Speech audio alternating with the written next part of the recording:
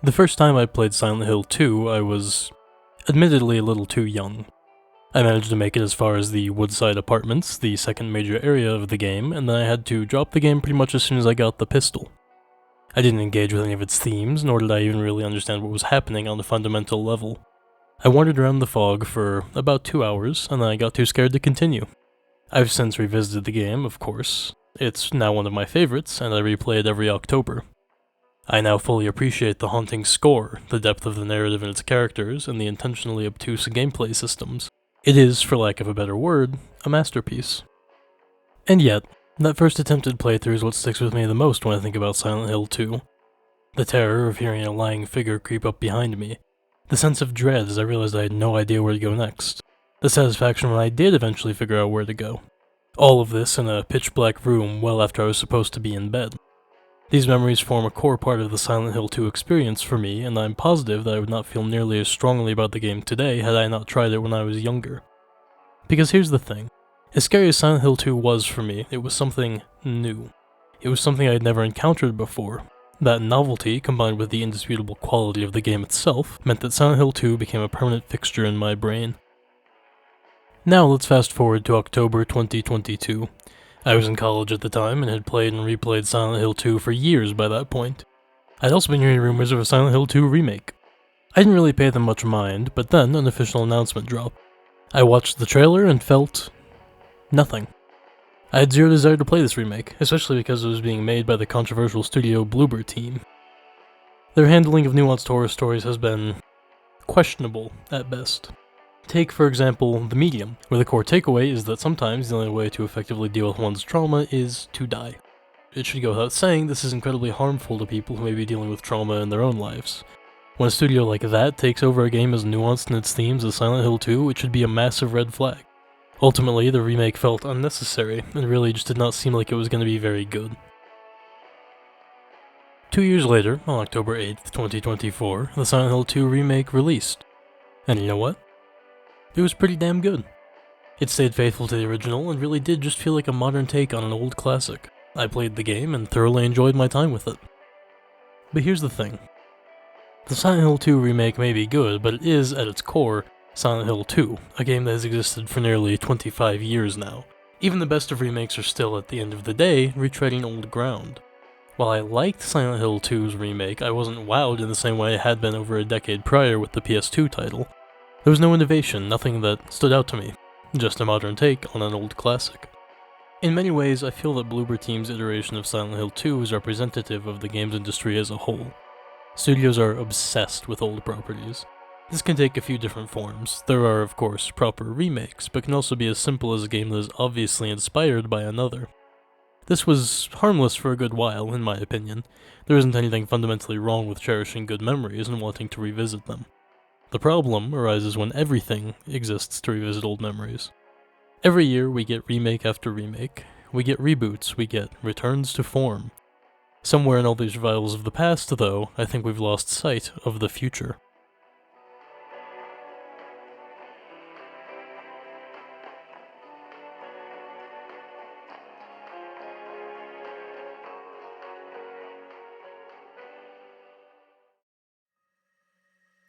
In his 2011 book, Retromania, Pop Culture's Addiction to Its Own Past, music critic Simon Reynolds argues, somewhat unsurprisingly given the subtitle, that our modern culture has become so intrinsically tied to the past that it can no longer move forward.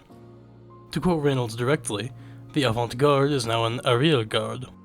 Put simply, even the new things we create are fundamentally inspired by the works that preceded them. Reynolds was writing about the music scene of the 2000s, of course, but I think his thesis applies beautifully to the gaming industry today. More and more games are marketed on the backs of what came before them. This is a widespread problem. It feels like more and more the games industry relies on blatant nostalgia to reel people in. Each new console generation, every new game showcase, feels less like a dramatic leap forward and more like a slightly shinier reflection of the last one. The past has become a comfort blanket, one that we wrap ourselves in so tightly that we smother our curiosity and our innovation. Reynolds refers to this as the death of the future, a time when our imagination reaches backward instead of forward. Looking at any major game platform, this couldn't be more true. Retro aesthetics, spiritual successors, reimaginings. We no longer create new worlds, we just refurbish old ones. This problem exists all over the gaming world. Take, for example, Battlefield and Call of Duty, two of the biggest AAA franchises out there. The newly released Battlefield 6's marketing campaign basically consisted of EA going, "Hey guys, look! We made Battlefield 4 again!" Call of Duty advertises a return to form every few years, bringing back classic characters, locations, and weapons to get people back on board. We don't buy these games because we hope they'll surprise us. We buy them hoping they won't. We want them to remind us of a time we perceive as simpler, a time when we had fewer responsibilities and not a care in the world. The issue with this is that our memory is reconstructive, not recollective. When we access a memory, it's not like replaying a video. It's more like recreating a painting that's sitting in front of you. It'll probably look pretty similar to the original, unless, like me, you have no artistic talent, but it won't be identical. When a memory is accessed, it is altered in small, subtle ways. In terms of nostalgia, this means that we are very prone to sugarcoating memories of days gone by. We remember only the good, the win streaks, the weekend marathons with friends, and choose to conveniently forget the bad. Game companies know this. In fact, they thrive on it. When a game is advertised as a return to form, it wants you to think back on your cherished memories with the older titles, to sugarcoat that experience just a little bit more. I will admit, I'm prone to doing this myself. When the new Modern Warfare 3 was released, I briefly entertained the idea of getting it. This was solely due to my fond memories of playing the survival mode of the original Modern Warfare 3 with my dad when I was in middle school. I avoided that disaster of a game, fortunately, but the power of marketing to nostalgia was abundantly clear to me in that moment. The fact is, AAA nostalgia is engineered to trigger a specific feeling. The promise isn't that a new title will redefine gaming, it's that it will make you feel like it's 2011 again. And that promise sells better than any new idea ever could. We like to tell ourselves that nostalgia can still inspire, that the past is a well we can keep drawing from, that if we love something enough, maybe we can experience it for the first time again. But I don't think that's true anymore. At least, not entirely. There was a time when the indie scene felt like an escape of sorts. A place virtually untouched by marketing, by franchise fatigue, by all the staples of the mainstream games industry. However, nostalgia has crept its way into indie games too. Again, this is hardly a bad thing by itself. Inspiration is necessary for innovation. Every artist must first start with the past. But lately, inspiration has started to feel less like a first step and more like the end goal. This, I think, is the tragedy of the indie scene's success. Because for all its reputation as a space of experimentation, indie gaming has also been claimed by nostalgia's gravity. It's not that developers lack ideas, far from it. The problem is that the cultural atmosphere around them insists that old and comfortable is the only language players can engage with. There's comfort in the familiar. The quirky indie RPG about depression stereotype for Earthbound-inspired games exists for a reason, after all. It's a familiar label that immediately gives us an idea as to what the game is going to be like. Smash hits like OMORI and Lisa the Painful are, in large part, marketed as being inspired by Earthbound. Familiarity in itself is a sort of shorthand that tells a player they already know how to love the game. But the more that shorthand is used, the more the emotion that comes with it becomes mechanical, rather than organic discovery. I don't think this is a failure on the part of the developer necessarily, it's just fatigue. The same cultural exhaustion Reynolds describes in Retromania, trickling down to even the smallest game studios. It's a sign that nostalgia has truly taken root in our modern culture and refuses to let go.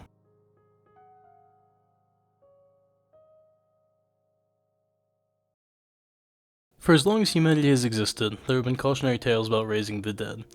I'm sure most of you have heard of the phrase the monkey's paw in the context of wishes gone wrong, but do you know where it comes from? Its roots are in a short story of the same name by W. W. Jacobs, published in 1902. In The Monkey's Paw, an elderly couple comes into possession of, well, a monkey's paw.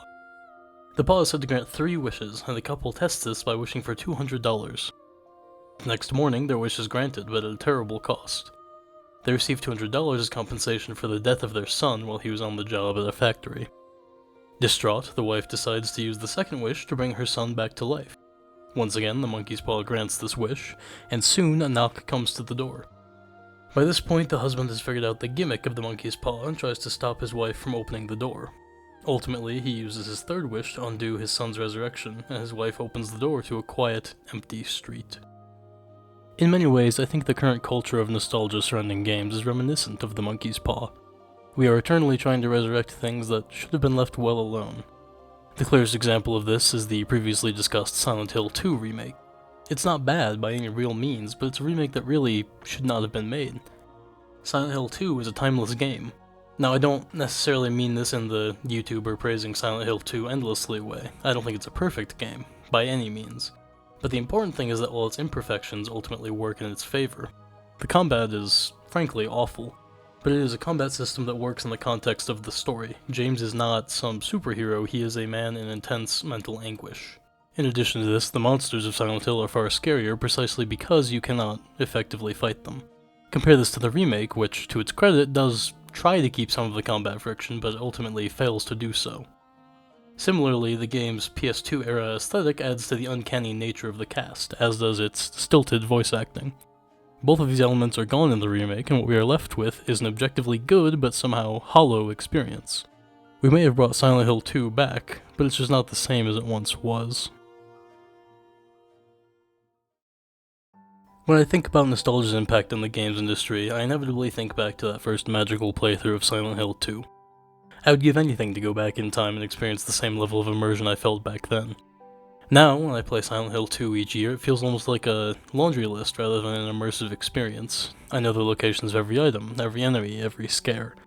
Of course I crave that first-time experience. Who wouldn't? But here's the thing. No matter how many times we innovate on those things that give us a powerful sense of nostalgia, we aren't ever going to be able to truly go back. Retromania distinguishes between two types of nostalgia, restorative and reflective. In Reynolds' own words, "The danger of restorative nostalgia lies in its belief that the mutilated wholeness of the body politic can be repaired, but the reflective nostalgic understands deep down that loss is irrecoverable. Time wounds all holes. To exist in time is to suffer through an endless exile, a successive severing from those precious few moments of feeling at home in the world." This is a pretty melancholy thought process, but that doesn't mean it's bad or untrue.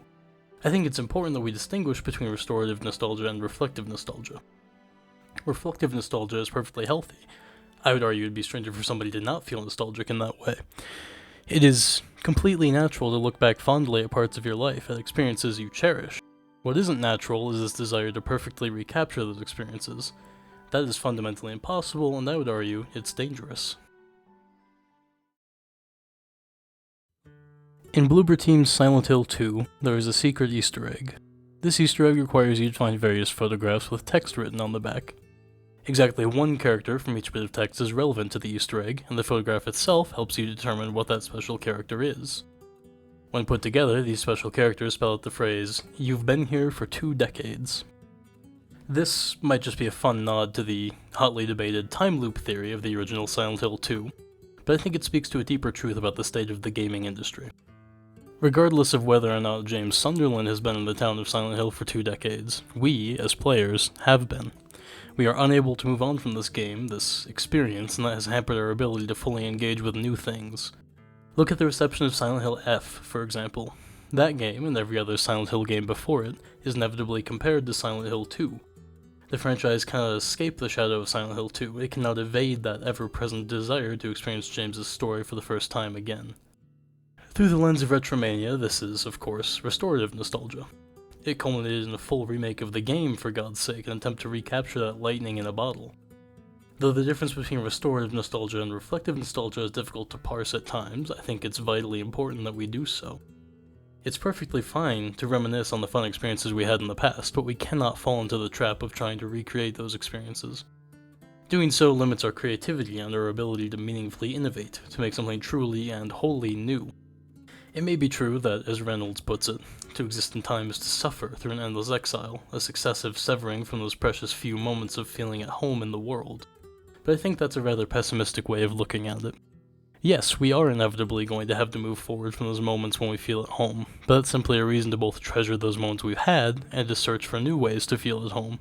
We simply cannot try and force ourselves into the past by recreating it. Instead, we should look at what made those past experiences meaningful, and turn that into something new, something that speaks to both the present moment and the possibilities of the future.